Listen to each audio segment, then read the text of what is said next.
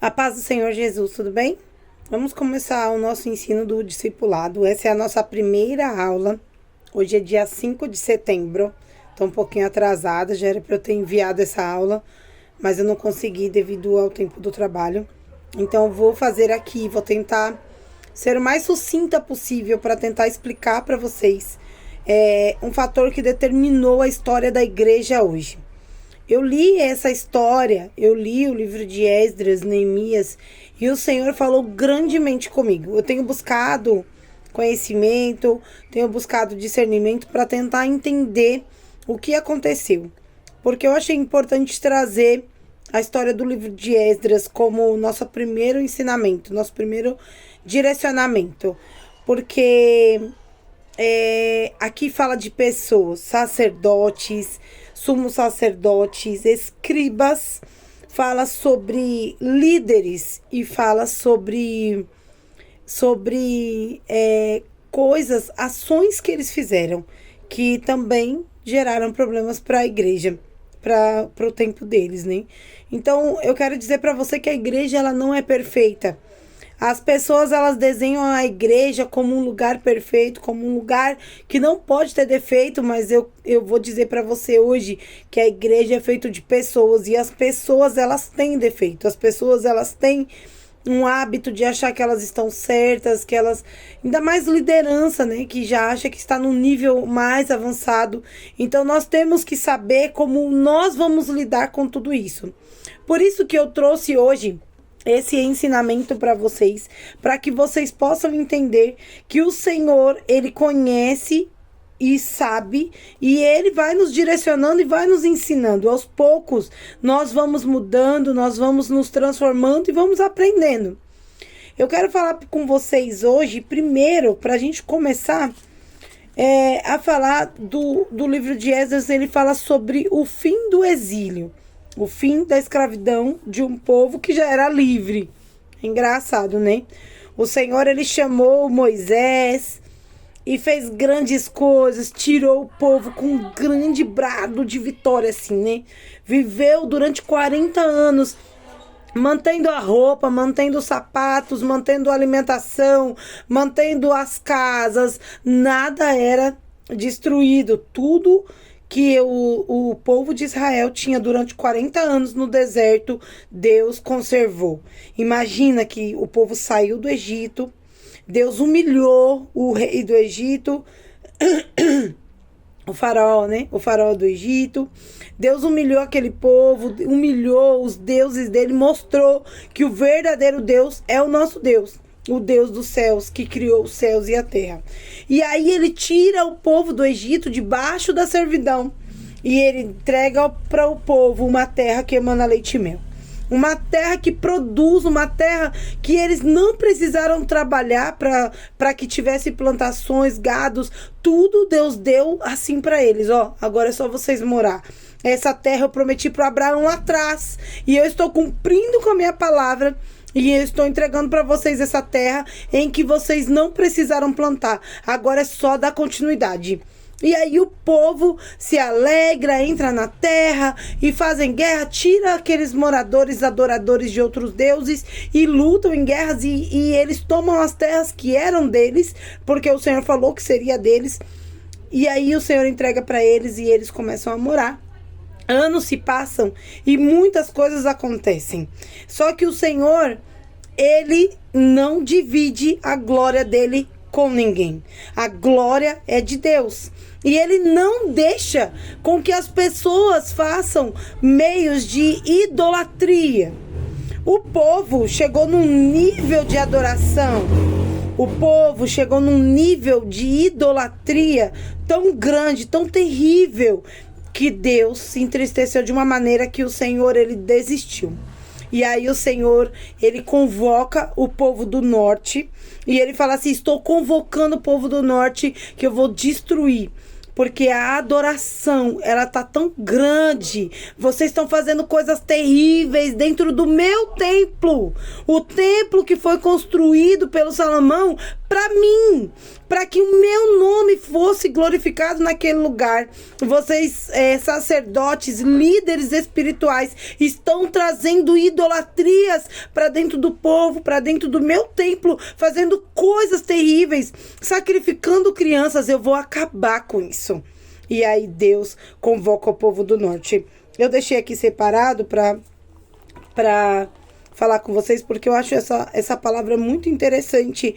Aqui no livro de Jeremias, capítulo 1, o versículo 15 e o 16 fala assim: porque eis que eu convoco todas as famílias do reino do norte, diz o Senhor, e virão, e cada um porá o seu trono à entrada das portas de Jerusalém, contra todos os seus muros em redor, contra todas as cidades de Judá. E eu pronunciarei contra eles os meus juízos por causa de toda a sua malícia, porque me deixaram a mim e queimaram incenso a deuses estranhos e se encurvaram diante das obras das suas mãos. Aí Deus se revoltou com eles e falou para eles assim: agora vocês vão voltar a ser escravos. Eu preciso ensinar uma lição para vocês. E é terrível a desobediência, a adoração, a idolatria. É terrível, porque ela faz com que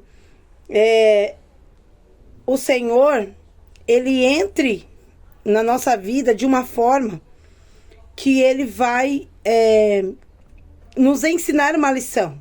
E dói. Essa lição machuca. É muito complicado, é dolorido,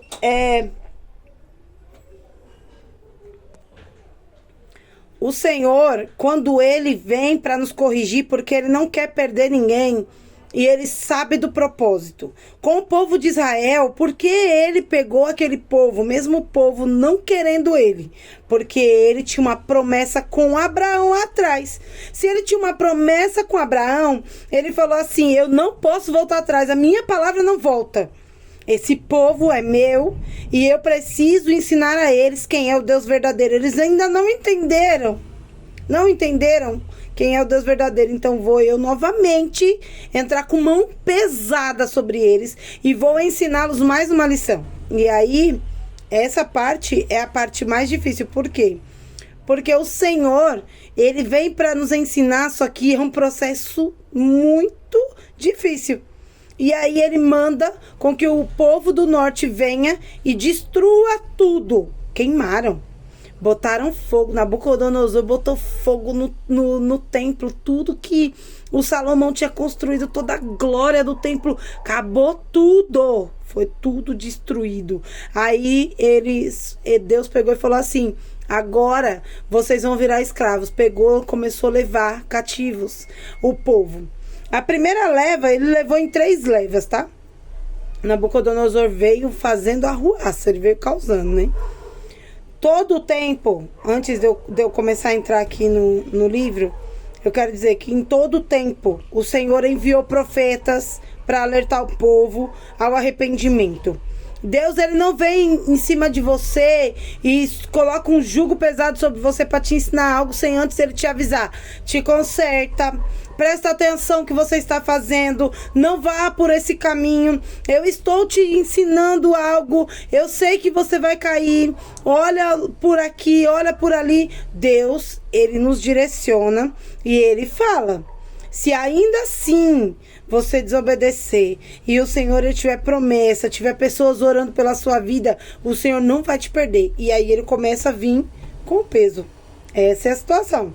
E aí o Senhor ele vem e com o povo do norte, ele convoca. Gente, essa é a parte que eu acho lindo, porque fala do poder do nosso Deus. Ele fala de como o nosso Deus ele é tão poderoso que as pessoas de qualquer religião, de qualquer lugar do planeta, de qualquer seita religiosa, qualquer coisa, se Deus falar assim, ó, vou usar essa pessoa aqui, ele usa.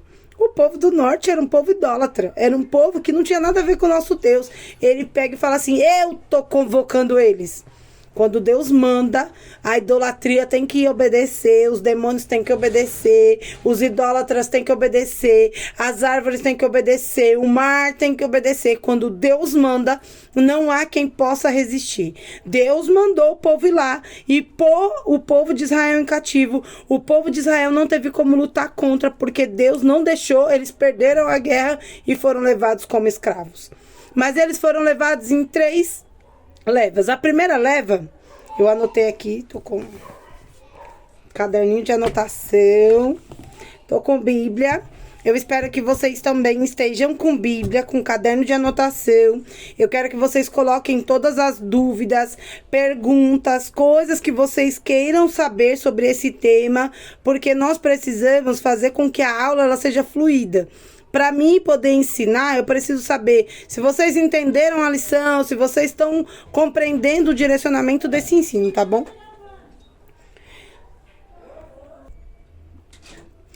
Então vocês, na hora que vocês começarem a assistir, peguem sua Bíblia, pega um caderno, deixa um caderno separado para fazer anotações. Vão nos capítulos, Jeremias 1, deixa eu ler aqui. Quero também saber, seja curioso, seja ousado na palavra, porque Deus vai começar a abrir o seu entendimento, tá bom? Então a primeira leva que Nabucodonosor levou foi a nobreza. Então ele queria jovens inteligentes, jovens que tinham conhecimento das terras, jovens que tinham estudado, né? Jovens que eram príncipes, que tinham um poder de influência sobre o povo, porque ele queria ensinar a cultura dele. Ele queria impor a cultura dele sobre esses jovens, para que esses jovens fossem como se fosse uma referência para o povo escravo, para que o povo seguisse a idolatria dele. Ele é muito esperto. Então, o primeiro passo que ele fez, ele falou que era a nobreza. Toda a nobreza, os jovens, príncipes, esses daí que eu quero levar. Esse foi a primeira leva, que foi onde Daniel e os seus amigos foram parar lá no castelo, e vocês conhecem a história de Daniel. A segunda leva, ele levou mais de 11 mil pessoas escravas. Só que aí foi pro povão mesmo, e aí já foi a outra influência. Ele levou o povo para lá, para aprender a cultura deles, para ensinar e tirar a cultura da adoração ao Deus dos céus. Ele queria ensinar a cultura dele para o povo, para fazer mistura. A ideia é misturar para poder fazer com que nós esquecemos como que é fazer uma adoração ao nosso Deus, como que é servir ao nosso Deus. E aí ele leva Ezequiel. Ezequiel também, nós já fizemos um trimestre sobre o livro de Ezequiel. É fantástico, nós aprendemos muito com o livro de Ezequiel. Então, Ezequiel foi junto nessa segunda leva. E a terceira leva, ele leva o restante do povo. Só que ele deixa um remanescente lá, em Jerusalém. Ele fala assim, tem pessoas aí que eu não vou levar. Adivinha quem ele não leva? Os pobres. As pessoas miseráveis, tipo mendigos, moradores de rua, pessoas que não tinham... Tipo, essas pessoas não me interessam. Eu quero pessoas que já são de outro nível. Então ele leva todo o resto do povo, deixando Jeremias apenas junto com os pobres. E aí fica a cidade fica em estado de miséria, porque não tem mais dinheiro. Ele levou tudo, queimou tudo. Imagina como o povo que ficou lá, o estado que eles ficaram. Mas beleza, né? Vamos seguir com o nosso ensino. Segundo o profeta Jeremias, ele profetizou o arrependimento, o povo não quis saber, o povo foi levado cativo, e aí o profeta Jeremias fala assim, ei, fiquem tranquilos, que isso, na verdade, não é Deus nos abandonando, não é Deus nos punindo, é Deus nos ensinando. No momento certo, Ele vai nos trazer novamente. Essa é uma lição que nós precisamos aprender. Esse período vai ser de 70 anos. E aí Jeremias, ele explica que vai ser um período de 70 anos. Passados 70 anos, que é algo que eu acho fantástico, Deus novamente. Não foi ninguém. O profeta foi lá e convocou o rei e falou assim: olha, o meu Deus tá mandando. Não. Deus foi lá e falou com o próprio rei. Com o próprio rei, pro rei devolver. Falou: eu quero que você construa o meu templo. Cadê aqui? Vamos ler Esdras capítulo 1. No livro de Esdras capítulo 1 fala assim, ó. Ciro convida os judeus a voltarem para Jerusalém e a edificarem o templo. Eu não vou ler os 3 capítulos que a gente combinou, porque senão o vídeo vai ficar extremamente grande.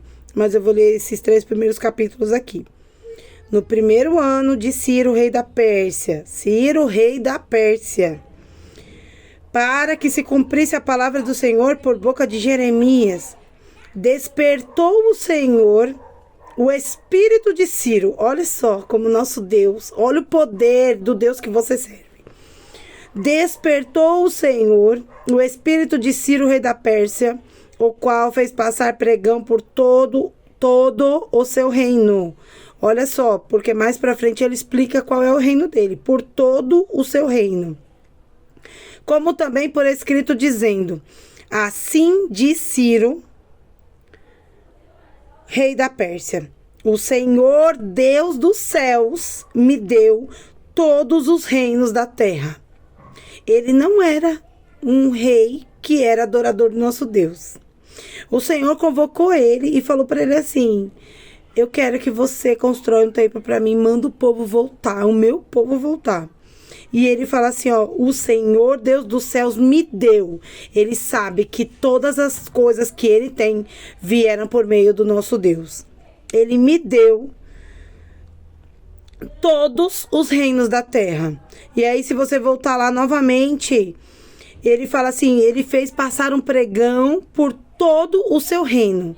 E ele fala depois que o Senhor deu todos os reinos da terra. Imagina o tamanho do comunicado que esse homem teve que fazer para anunciar e solicitar que o povo voltasse. E aí ele fala assim: ele me encarregou de lhe edificar uma casa em Jerusalém, que é em Judá. Quem há entre vós de todo o seu povo, seja o seu Deus com ele, e suba a Jerusalém, que é em Judá, e edifique a casa do Senhor Deus de Israel. Ele é o Deus que habita em Jerusalém. Meu Deus, isso é muito forte. E todo aquele que ficar em alguns lugares e em que andar peregrinando, os homens no seu lugar o ajudarão com prata e com ouro, com fazenda, com gados, afora dádivas voluntárias para a casa de Deus que habita em Jerusalém. Ele fala assim, ó: todos que pertencem a esse Deus voltem. Quem não voltar, ajuda com dinheiro. Às vezes, nós não podemos ajudar fazendo uma missão. Eu quero fazer evangelismo, eu quero ir nas casas, eu quero orar, eu quero pregar. Eu não consigo fazer isso por causa do meu tempo. Você pode ajudar o grupo de missões, você pode ajudar a igreja a manter de pé. Você ajude, porque, gente, esse rei, ele não era um rei que servia ao nosso Deus. Ele era um rei que ele tinha um domínio sobre todas as terras. Todos os reinos ficaram sobre o domínio de Ciro e ele simplesmente, ele fala assim: o Deus dos céus me deu esses reinos. E ele está me convocando para ir e construir o templo dele novamente. E eu tô mandando para vocês voltarem lá. Só que quem não ajudar com trabalho braçal, ajude financeiramente. Não fique parado, faça a sua parte. Eu quero aproveitar essa oportunidade para dizer: faça a sua parte financeiramente. Se você não pode fazer financeiramente, faça o serviço braçal. Esteja presente, esteja disponível para a obra. Se você não consegue, ajude financeiramente. É muito importante. Eu achei muito, muito legal essa parte, porque Ciro, ele falou assim: voltem, mas quem não voltar, ajude. Amém? Então, levantaram os chefes dos pais de Judá e Benjamim, os sacerdotes, os levitas, com todos aqueles cujo espírito Deus despertou. As pessoas que voltaram para Jerusalém, foi Deus que despertou elas, para elas voltarem. Ciro convocou, mas o Espírito de Deus foi falando: ei, é com você essa mensagem, bora lá, vamos, levanta, vamos fazer alguma coisa. Às vezes nós sentimos esse desejo no nosso coração de nós fazermos algo e nossa timidez, o nosso desejo, nosso medo, né? Desejo não, nosso medo, ele faz com que a gente se prenda e fala assim: eu sinto vontade, mas eu não sei, não é o tempo, se alguém me chamar, se alguém me der oportunidade, eu canto, eu não sei, eu quero muito fazer isso, eu tenho desejo disso, mas não sei se é a hora, não sei, sabe? Essas coisas nos prendem, porque o diabo, ele sabe o chamado. Ele sabe, gente. Ele tentou destruir todos os meninos, mas Deus poupou Moisés. Ele tentou destruir todos os meninos, mas Deus poupou Jesus. Toda vez que o diabo ele se levanta tentando matar os próprios bebês, porque ele sabe que naquele tempo vai se levantar pessoas despertas. O diabo, ele sabe que você tem chamado. Ele vê a quantidade de anjos que tem ao seu redor. Ele sabe tudo que Deus... Quando Deus tem planos acontecendo no mundo espiritual, aquilo que você nem tá vendo, que Deus tá movendo águas, movendo estruturas para poder te dar algo, o diabo ele vem na frente tentando te parar para você não receber. O Espírito de Deus despertou esse povo para que o povo voltasse. Não é somente um chamado. Quando o seu pastor, o seu líder do grupo, ou alguém falar para você: olha, eu queria que você fizesse isso. Quando isso acontecer, quando Deus levantar, despertar vou usar o pastor, vai. Quando Deus despertar o pastor para colocar você à frente de algo, Deus também desperta o seu espírito para que seja uma ligação única. Porque o Deus que fala com o pastor fala com você. E aí ele pega e fala assim: olha... quero que você faça isso. Aí você fala: pastor, é de Deus, eu tenho sentido no coração o desejo de fazer isso. É uma coisa fantástica a ligação que tem, esse espírito que é único, que nos fala com ele, fala com você, fala com o seu líder, fala com você, e aí você começa a ver o desenvolver de Deus na obra. É muito, muito legal. E aí o povo volta. E aí ele também pega os utensílios. É interessante, né? Porque Nabucodonosor levou muito ouro. Até teve um dos reis, depois de Nabucodonosor, um dos filhos o próximo na geração, que ele pegou e teve lá...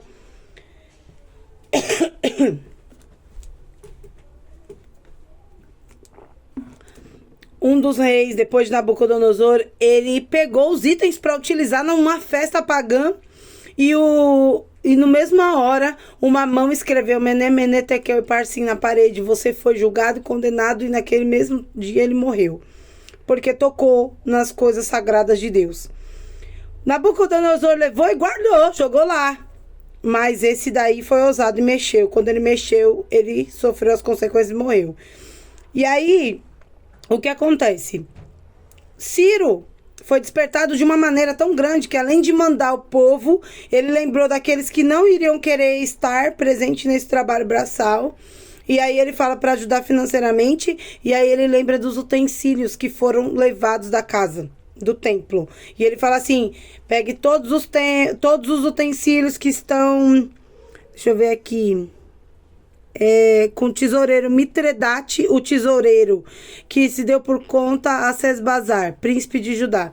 Ele pegou, chamou o príncipe de Judá, o Sesbazar, e entregou tudo. E aí todos os utensílios de ouro, de prata, foram 5.400. Todos estes o Sesbazar levou quando os do cativeiro subiram de Babilônia para Jerusalém. Então ele pensou em tudo. O povo começou a construir, né? E aqui no capítulo 2, eu já li o capítulo 1, tá?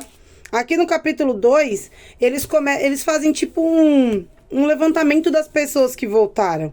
E eles anotam, isso é muito importante, porque os nomes das pessoas, eles foram anotados quando antes, né, do cativeiro, e ali eles fazem um bate nos nomes. E aí ele fala: olha, da tribo de não sei quem, tantos, e os filhos de não sei quem vieram tantos. E aqui ele começa a falar. Eu não vou ler um por um porque é bem grande. 70 capítulos, é isso mesmo. Capítulos não, versículos, desculpa. São 70 versículos. Mas aí tem uma parte que a minha mãe, ela leu e ela me chamou porque ela ficou impactada com a história. Não tem como você ler Esdras e não ficar impactado. E ela falou assim, Marina, você viu lá no capítulo 2 que fala assim, havia umas pessoas lá que eles buscaram, eram sacerdotes, filhos de sacerdotes. Sem interrupções. Imagina, né? Numa casa igual a minha é muito difícil não ter interrupções. E aí minha mãe falou assim pra mim, filhos de sacerdotes, né, vieram do povo. Fala aqui, ó, que Barzilai, que tomou por mulher, aqui no versículo 61, tá? Capítulo 2, versículo 61. Tomou por mulher das filhas de Barzilai, o Gileadita, que foi chamado seu nome. Esses buscaram seu registro entre os que estavam registrados nas genealogias, mas não se acharam nelas, pelo que por imundos foram rejeitados do sacerdócio. Eram sacerdotes, descendentes de sacerdotes, e não foram encontrados no livro. E a minha mãe falou assim, imagina, Deus, ele tem um livro que lá está o nome dos escolhidos. Nós, quando aceitamos Jesus, nós pedimos a Deus, Senhor, escreve meu nome no seu livro. Louvado seja Deus. Imagina, se chegar no grande dia, porque Deus vai vir e vai resgatar a sua igreja. Tenha isso por certo na sua vida. Creia e acredite de verdade. Se você está servindo ao Senhor, acredite de verdade. O nosso Deus, ele vai voltar para resgatar a sua igreja. E quando isso acontecer, depois que todas as coisas se cumprirem, haverá um julgamento. E haverá dois lados da mesa. Quando ele abrir o livro e o seu nome não estiver nele, é condenação. Uma eternidade no inferno. Porque nós somos seres eternos, espíritos eternos que estamos vivendo temporariamente num corpo feito por areia, por barro, por terra. É um corpo que vai desfarelar, mas o espírito volta ao Senhor. E aí, a nossa alma precisa prestar conta das atividades que nós fizemos. Nesse momento, nós somos eternos. Viver uma vida de eternidade por causa de um momento aqui na Terra, por causa de uma besteira, por causa de coisas pequenas que nos leva à condenação ao inferno. Nós temos que tomar muito cuidado, porque no grande dia o nosso nome precisa estar no livro da vida. Por isso que depois desse ensinamento nós vamos ler o Sermão do Monte. O Sermão do Monte é maravilhoso, gente. Só que ele é um ensinamento que é para nós, discípulos, para nós que estamos aprendendo a palavra, estamos adentrando numa profundidade maior, tá? Então, primeiro a gente vai aprender sobre a construção do templo, porque aqui fala de muitos problemas que os líderes fizeram e causou danos futuros. Eu vou explicar para vocês mais para frente. E aqui fala sobre esses, né, que foram procurados nos livros, nas anotações, não achou o nome deles. E eles falaram, nós somos descendentes. Não, mas seu nome não tá na nossa lista. Se perdeu. E aí, eles tiveram que passar por um processo de purificação lá e tal, e tudo mais. Depois, se você leu, você sabe. Toda a congregação junta foi de 42.360. Aí, fora isso, tinha os servos que trabalhavam para eles, né? Que foram mais 7.000. Tinha cavalos, mulas, camelos, jumentos e outros, né, que vieram. E aí fala sobre os ouros que vieram e habitaram os sacerdotes, os levitas e alguns do povo, tanto cantores como porteiros, netineus nas suas cidades, como também todo Israel na sua cidade. Esse é o capítulo 2 resumido, tá? Então, vamos passar para o capítulo 3, que para mim foi um divisor de águas, foi um despertamento. Foi quando eu fiquei impactada com esse livro, foi o capítulo 3. É levantado o altar. Então, o povo chegou o 7º mês, né? Já se passaram 7 meses que todo mundo se reuniu, fizeram o levantamento das pessoas, juntaram os tesouros lá, os vasos, tal, que tinha que levar. E foi aí levantado o Zorobabel, que é o governador, e o Josué, ou Jesua, dependendo da tradução da Bíblia, né, muda. Então tem o Josué e tem o Jesua. É a mesma pessoa, tá? Mas em algumas Bíblias ele tá como Jesua. E aí o Josué, ele era o sumo sacerdote. Ele foi levantado nessa primeira leva, junto com Zorobabel, que era o governador do povo, para poder direcionar essa construção. Passados 7 meses, estando os filhos de Israel já nas suas cidades, se ajuntou o povo como um só homem em Jerusalém, e levantou-se Jesua, na minha tradução tá Jesua, tá? Filho de Josadaque e seus irmãos, os sacerdotes e Zorobabel, filho de Sealtiel, e seus irmãos, e edificaram o altar ao Deus de Israel para oferecerem sobre ele holocaustos. Então eles pegaram para... o que o povo faz quando eles têm medo, né? O povo de Israel, tá? Nós precisamos entender, quando nós vamos estudar a Bíblia, nesse momento é um momento de estudo, nós precisamos entender 3 coisas. É importante você anotar isso também. Quando nós vamos ler uma Bíblia, nós vamos ler um texto, vamos ler uma história que aconteceu, nós precisamos entender quem escreveu, para que povo esse texto foi escrito e em que época, né? Porque você precisa entender a cultura do povo, tá? Você precisa sair daquele... Ai, Deus está falando isso aqui. Não, você precisa estudar mais aprofundado. Você agora é um discípulo. Então, o estudo ele precisa ser mais profundo. Aí você fala assim, quem escreveu? Segundo os estudos aqui... Todo o livro inicial, Pentateuco, tudo foi Esdras, tá?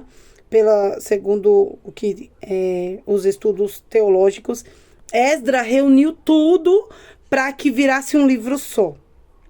E aí ele pegou Gênesis, tudo mais, não foi ele que escreveu, tá? Ele reuniu os livros para poder ensinar. Esdras era um escriba e ele ensinava os livros, as leis, ele ensinava as doutrinas. Ele era muito dedicado a ensinar. E para que povo? O povo de Deus. Esdras, ele era extremamente rígido quanto a para quem ia ser passado esse conhecimento. O povo judeu. Era para esse povo, o povo de Israel, tá? Então, qual era a cultura do povo de Israel? Adoração ao Deus dos céus. Eles tinham que fazer adoração por quê? Porque quando você adora, você convoca Deus para sua proteção. Então, eles tinham esse costume de adoração. Eles tinham as festas. E as festas das luas, as festas do Purim, tinham várias festas, tá? O Purim ainda não existia porque isso é antes da Esther. Mas eles tinham várias festas, a Páscoa e tal. E aí, por que o povo começa a sacrificar antes do templo estar construído? Eles começam a levar os animais e fazer sacrifício para poder convocar o Deus pedindo proteção, porque eles estavam com medo dos vizinhos, dos arredores, de outros ataques, outras guerras. Então, a primeira coisa que eles fazem, isso é muito importante, porque nos leva a um despertamento. Para nós, hoje, nós gentios, porque nós somos considerados gentios, tá? Nós precisamos entender a importância do sacrifício. Porque para Deus reagir e atuar na nossa vida, precisamos despertar o Senhor. Com o quê? Com sacrifício. Deus, ele é um Deus. E como que você agrada a Deus? Como você desperta ele? Com sacrifício. Nessa época, era o derramamento de sangue de animal. Então, o animal era sacrificado e esse sangue era derramado e o sangue subia com um cheiro suave às narinas do Senhor. E o Senhor se despertava ao seu sacrifício. Então, tem sacrifício para perdão de pecados, tem sacrifício de adoração, tem sacrifício de agradecimento, tem vários tipos de sacrifício. Quando você leva um louvor, por exemplo, né? O pastor chama muito a Lene, o Daniel e a Jennifer. Fala assim, irmã Jennifer, vou usar a Jennifer de exemplo. Irmã Jennifer, tem um louvor? A irmã Jennifer tem um louvor, pastor. É importante que esse louvor não seja algo que saiu ali na hora. Fala, pode ser esse mesmo. Não faça isso. Não tô falando pra Jennifer, tô falando pra você. Quando você for chamado a fazer algo pro Senhor, esteja preparado. Porque esse povo não vinha ao Senhor com qualquer animal. Deixa eu levar esse aqui mesmo. Tinha que ser o animal, o primeiro que nasceu, sem mancha, sem mácula. Tinha que estar separado. E era um negócio pra agradar a Deus. Tem que fazer um negócio bem direitinho. Então, antes de você sair da sua casa, você vai para a igreja, você vai ao culto, porque era esse momento, é o momento deles cultuarem, né? Quando você vai ao culto, cultuar a Deus, você fala assim, se eu tiver a oportunidade hoje, Senhor, o que eu posso levar? O que eu posso... Eu tenho que estar preparado. Se eu tiver a oportunidade hoje, eu preciso de uma palavra. Antes de você sair da sua casa, você tem que estar preparado para o seu sacrifício. Para você entregar algo ao Senhor. Eu usei a Jennifer como um exemplo, mas não é direcionado a ela, tá, gente? Pelo amor de Deus. É só um exemplo. Então, assim, quando você vai ao culto, hoje não é feito isso dessa maneira. Hoje é muito bagunçado, as pessoas vão de qualquer jeito, elas não se preparam para estarem no culto, elas vão por costume. E eu não estou dizendo esse grupo, eu estou dizendo no geral, as igrejas hoje, elas vão porque estão acostumadas, porque já é um hábito, porque mesmo se ela sair da igreja, ela continua sendo crente, então ela vai, ela faz, eu vou, e não vai preparada para cultuar. Quando começarem os hinos da harpa, presta atenção na letra, foca, adore ao Senhor, louve ao Senhor, busque entendimento daquela palavra. Quem canta esse hino? Quem escreveu esse hino? Eu procuro buscar conhecimento dos hinos da harpa, porque são os mais bonitos. E os hinos da harpa, gente, foram feitos debaixo de sacrifício. A pessoa escrevia o hino, que virou o hino da nossa harpa, que foi consolidado, né? Tudo num livro só virou o hinário. O livro da harpa, os hinos da harpa, por exemplo, esqueci o nome dele agora, que implantou a igreja cristã hoje. Ele estava indo para ser condenado, ele falou, Senhor, eu ainda vou continuar. E cada palavra foi escrita debaixo de sacrifício. Ele estava prestes a ser assassinado por causa da adoração dele a nosso Deus. E aí, sabe o que ele fez? Em meio a ser acusado, a ser condenado, em meio a ser enforcado, pagar com sua própria vida, ele louvou a Deus. Ele escreveu uma música para louvar a Deus. Imagina cada louvor, o medo, o pânico que as pessoas passavam porque eram perseguidas. Era uma época terrível para ser cristão. E as pessoas lá, se Cristo comigo vai, eu vou. São hinos lindíssimos que foram feitos debaixo de muita lágrima. Então valorize o hino da harpa. Cante, abra sua boca com alegria, não cante por cantar, cante com alegria, cante dizendo, por causa dessa irmã, desse irmão que escreveu esse hino, hoje eu estou aqui, essa porta está aberta para mim, porque se as pessoas que foram perseguidas, elas abaixassem a cabeça, talvez hoje não tivesse igreja. Hoje tem igreja por causa do sacrifício de muitos outros que morreram, se deram suas vidas para que hoje eu pudesse ter esse hino desperto para mim, essa porta aberta aqui, essa palavra de Deus disponível, porque não era nem para ter a palavra de Deus, não era para existir. Imagina o Papa, né? O povo católico, a igreja católica, eles deixavam tudo em latim, que era para ninguém entender. Então foi traduzido debaixo de muito choro, muita lágrima. Dê valor, valorize o que a sua liberdade de expressão hoje, ela precisa ser para pregar a palavra de Deus. E aí o povo começa a fazer sacrifício, oferecer os animais em sacrifício para poder convocar Deus, chama Deus. Chama a atenção de Deus para nós, para Deus nos proteger e nos livrar aqui nesse lugar que nós estamos aqui desprotegidos. Mesmo que o rei é Ciro?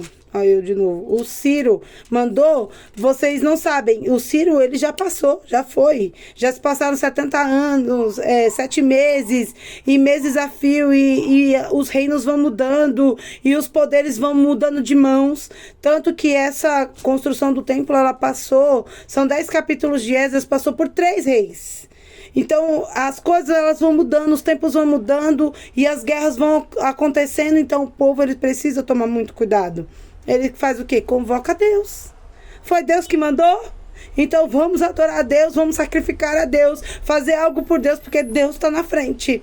Não é porque Ele mandou que eu vou fazer de qualquer jeito, não. Eu tenho que continuar buscando o Senhor para que o nome dEle seja glorificado através da minha boca, para que a proteção do Senhor ela venha sobre a minha vida. Eu não vou fazer de qualquer jeito.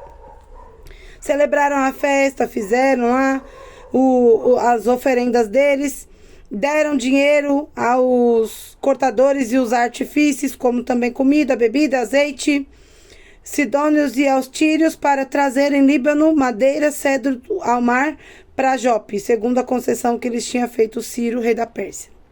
Então pegaram os dinheiros que eles tinham, pagaram para os caras trazer madeira para eles construírem o templo. E aí, a partir do versículo 8 aqui do capítulo 3, eles começam a colocar os alicerces. Até o momento não tinha alicerce, não tinha o templo ainda. E eles começam a construir, eles começam a colocar os alicerces. E aqui eu vou ler rapidamente no versículo 10, que fala assim: quando, pois, os edificadores lançaram os alicerces do templo do Senhor, então apresentaram-se sacerdotes já paramentados e com trombetas, e os levitas, filhos de Asaf, com saltérios para louvarem ao Senhor, conforme a instituição de Davi, rei de Israel. E cantavam a revezes, louvando e celebrando ao Senhor, porque é bom, porque a sua benignidade dura para sempre sobre Israel. E todo o povo jubilou com grande júbilo quando louvou ao Senhor pela fundação da casa do Senhor. Agora sim, a casa do Senhor foi fundada. Porém, muitos dos sacerdotes, agora chega o nosso deixa aqui, que nós vamos encerrar com chave de ouro esse terceiro capítulo, essa lição de hoje, tá? Porém, muitos dos sacerdotes e levitas e chefes dos pais, já velhos, que viram a primeira casa sobre o seu fundamento, vendo perante os seus olhos essa casa, choraram em altas vozes. Com júbilo, em altas vozes. Eles choraram em altas vozes, mas muitos levantavam as vozes com júbilo e com alegria, de maneira que não discernia ao povo as vozes de alegria das vozes do choro do povo, porque o povo jubilava com tão grande júbilo que as vozes se ouviam de muito longe. Eles cantaram, adoraram, ficaram tão felizes, conseguimos, construímos, e o templo está aqui. Muitos jovens, mas tinham umas pessoas idosas que passaram 70 anos, que viram o templo que Salomão tinha construído. Se você ler lá o livro dos reis, você vai ler sobre Salomão e vai ver que o templo que Salomão construiu tinha muita glória, tinha muito ouro, muita riqueza, onde as pessoas iam para ver, né? Porque os nossos olhos, né? Hoje em dia existe um monumento cultural que é o Templo de Salomão, que foi construído aqui no Brás, e as pessoas pagam para entrar lá para ver. O objetivo não é ir adorar a Deus, é ver aquela construção, aquele monumento. O Templo de Salomão era um lugar que era onde o nome de Deus era para ser glorificado e adorado, e isso acontecia também. Não estou dizendo que não havia, não acontecia. Mas a maioria das pessoas, grande parte das pessoas, e por aí que se perdeu, o povo se perdeu e se esqueceu de Deus, foi porque eles queriam aquela glória, aquele ouro. As portas eram de ouro maciço. Imagina a quantidade de riqueza que tinha nesse palácio, nesse templo que Salomão construiu. E aí, os que viram o templo na sua primeira visão, quando viram esse feito de madeira, e eles pensavam, cadê o ouro, né? Cadê as coisas? Eles começaram a chorar, desesperados, um choro, e se lamentavam. E ninguém entendia, né? Uns lamentando, outros brincando e cantando e glorificando. E o que acontece, né? Depois a gente vai dar continuidade nesse ensino, mas eu quero deixar esse pensamento para você. A nossa igreja ela é muito simples, mas tem muitas pessoas que fazem questão de congregar em sedes por causa da grandeza do lugar, por causa das coisas que acontecem. Eu vou confessar para vocês que quando eu vou para a sede eu não consigo me conectar com o Senhor como eu me conecto da nossa igreja que é pequenininha, porque É muita coisa acontecendo, muita gente andando, muita muvuca e aquele movimento, aquelas coisas. E você fica assim, né? Olhando, querendo ver o que está acontecendo. Você não consegue concentrar no céu. Eu, pelo menos. Quais são as horas que eu me concentro no céu, né? Nas coisas que estão acontecendo. Nos momentos de louvor, que todo mundo se levanta numa única voz para cantar.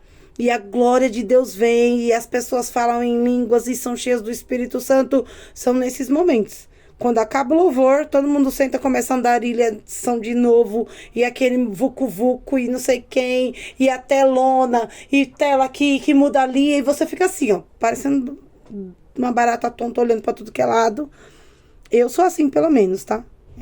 Se as pessoas conseguem, eu fico feliz. Mas tem muitas pessoas que vão pela glória do lugar.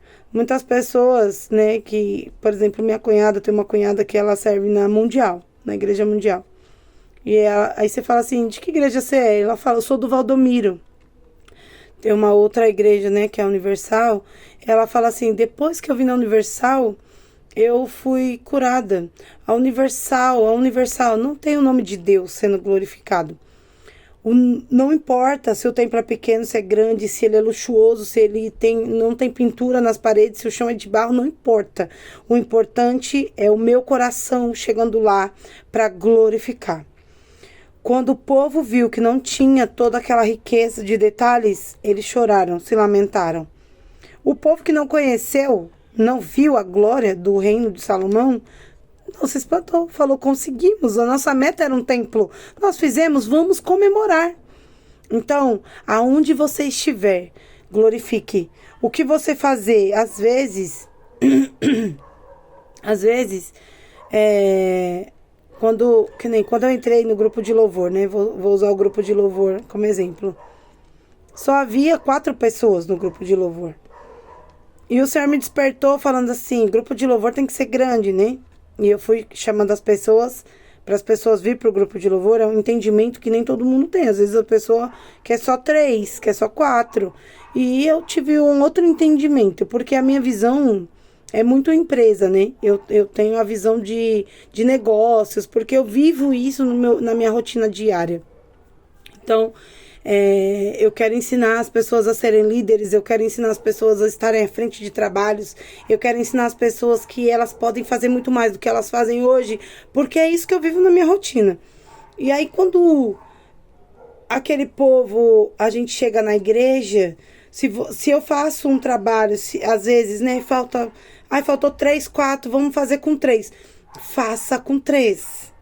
Não fique espantado se na igreja passar um vento e todo mundo sair da igreja e ficar 4 pessoas dentro da igreja. Se o seu grupo, no caso eu sou líder de 4 pessoas, as 4 pessoas vão dar o seu melhor. Não fique espantado falando, eu quero um grupo de louvor com 70 pessoas adorando, né? Aquele grupo grande faz, e canta, e faz. Esquece isso.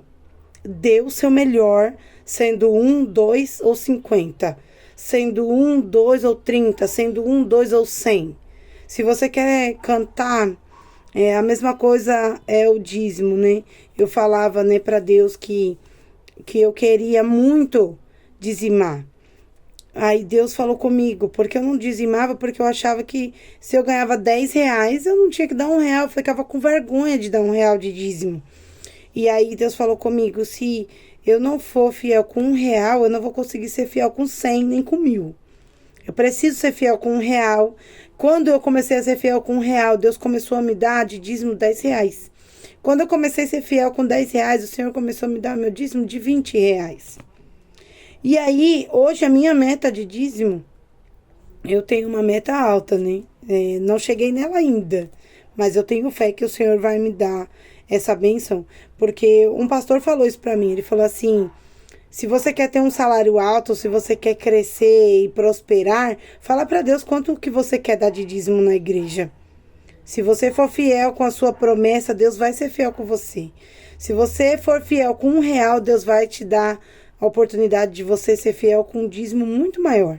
Mas dê o dízimo, dê a oferta, seja fiel. Se você é regente, se você é líder de grupo, se tiver 2 pessoas, louve com 2 e louve o seu melhor.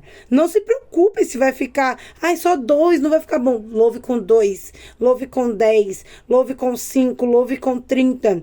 Não importa, Deus, Ele vai receber a sua adoração. Não se preocupe com o tamanho, mas se preocupe com a qualidade da obra que você está entregando, do seu sacrifício. Se é só você que vai louvar, louve o seu melhor.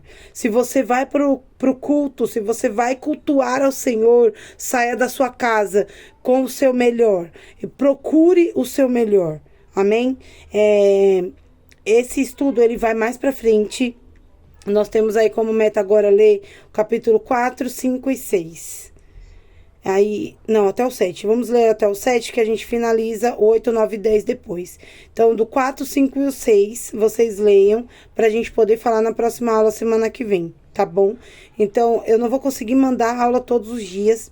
A aula ficou bem grande, mas eu espero que você assista de verdade, se dedique a aprender e a absorver essa lição. Para que você seja uma pessoa que influencia outras pessoas com a palavra, tá bom? Que Deus abençoe a sua vida.